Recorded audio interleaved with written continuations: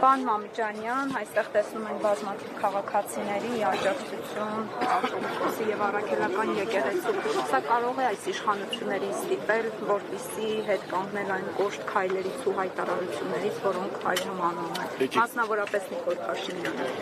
Եկեք նախ կետարկետ ձևակերպենք։ Այս իշխանությունները այնքան չկան, որպեսզի կարողանան հայ առաքելական սուրբ եկեղեցու հանդեպ կոշտ քայլեր անեն։ Դա առաջին։ Երկրորդը, եթե խելք ունենան, կտեսնեն, թե այստեղ ինչ է կատարվում ու կպատկերացնեն մոտավոր, որ այս մի գիծը իրենց հատել չի հաջողվելու։ Մեր եկեղեցին դիմացել է շատ տարբեր փորձությունների, շատերն են փորձել այն զավթել ու դարեր շարունակ դա ոչ մեկին չի հաջողվել, հաստատ Փաշինյանին չի հաջողվել։ Իրենք ասում են մենք ոչ թե ուզում ենք զավթել, այլ ուզում ենք առողջացնել եկեղեցին։ Եթե դուք այս պահի դրությամբ մի օրինակ բերեք իրենց առողջացման գործընթացի, որ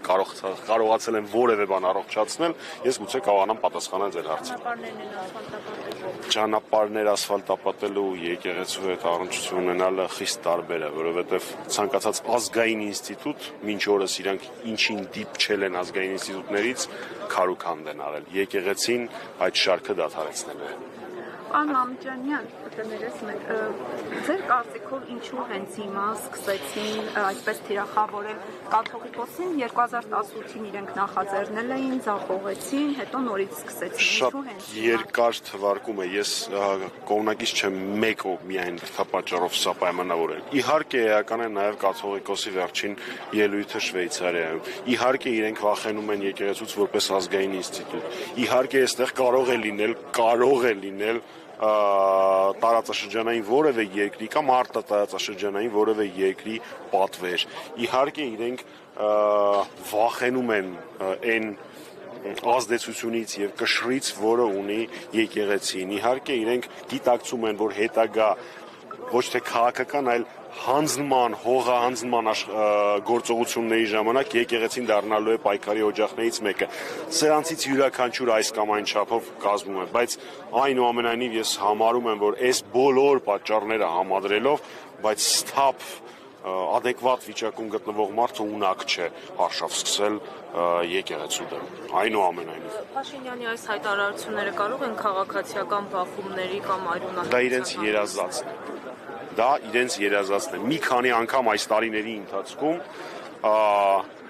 իշխանություններն են եղել քաղաքացիական բախումների հրահրողները։ Դա եղել է 20 թվականին։ Էլի են եղել դեպքեր, երբ ինքը ակնհայտ պրովոկացիա է արել